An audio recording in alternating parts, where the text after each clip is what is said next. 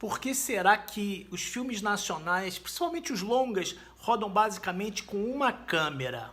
Tô pegando esse gancho em cima de um vídeo que o meu grande amigo Rafael Zanesco postou, falando que normalmente em cinema brasileiro roda-se com uma câmera só, porque o diretor fica com o filme mais na mão, coisa e tal. E se eu falar que ele não tá totalmente certo, não, eu discordo dele e vou falar por quê. Claro que quando a gente está falando de produção pequena, low budget ou curta, você vai rodar com uma câmera porque é o que dá para fazer. Agora, quando um filme tem um pouco mais de verba, você normalmente tem pelo menos duas unidades, né? A unidade 1, que é a principal, e uma unidade de apoio que normalmente vai acabar te ajudando a fazer as imagens de cobertura, ou tipo assim, vai fazer um outro set que não vai precisar de tanta produção.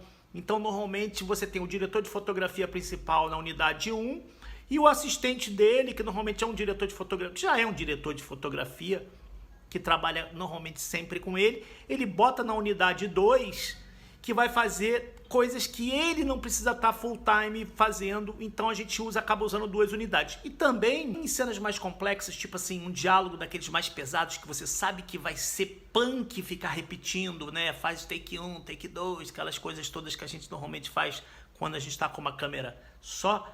Então às vezes você tem, sei lá, um casal, cada um no lado da mesa. Você normalmente, tendo a possibilidade, você chuta com duas câmeras, formato X normalmente, para você pegar aquele diálogo de uma vez só, porque às vezes é uma coisa tão delicada, tão tensa, e depois que roda o diálogo no plano americano, ou seja lá o plano que for, aí sim você começa a fazer as repetições já com detalhe mais fechado, mais aberto, detalhe de mão, detalhe de olho, olhar, coisa e tal, e aí você faz os planos de cobertura. E também tem N outras coisas que te levam às vezes a rodar com uma câmera só. Primeira coisa é custo, porque você está duplicando a equipe de fotografia, porque você tem que ter outra câmera, jogo de lente, todos os equipamentos praticamente que você vai ter na unidade principal, você vai ter muita, vamos dizer que 60%, 70% que você tem na unidade principal, você vai ter na unidade 2, então você começa a encarecer muito também o teu custo, você vai ter mais filme rodado, mais tempo de edição, então tudo isso vai aumentando o teu custo na pós. Além de uma parte técnica super importante, porque quando você está rodando com mais câmeras, o ideal é que sejam as câmeras todas iguais, com as mesmas lentes. E isso é outra coisa que dificulta muito no mercado brasileiro, porque não tem, dependendo da câmera que você queira usar, você não vai arrumar facilmente 2, 3 câmeras para você ter mais unidades rodando o teu projeto. Então, isso é outra coisa que pega bastante e no final da história te leva a rodar com uma câmera só. Para vocês terem ideia, eu rodei em 2004, se eu não me engano, quando o velho Dorival Caymmi completou 90 anos, eu fiz o DVD de 90 anos no Canecão, no Rio. E aí o que acontece? A gente rodou totalizando com 15 câmeras, 8 câmeras num dia, 7 câmeras no dia seguinte. Qual era o grande problema? Eu não tinha esse número de câmeras para alocar iguais, com as mesmas lentes e tudo. Então a gente fez o quê? A gente pegou, sei lá, as melhores câmeras que a gente conseguiu. Vamos dizer, conseguimos 3 câmeras das boas no mercado. A gente botou essas câmeras sendo as câmeras principais e o resto a gente foi montando com o que dava o mais semelhante possível.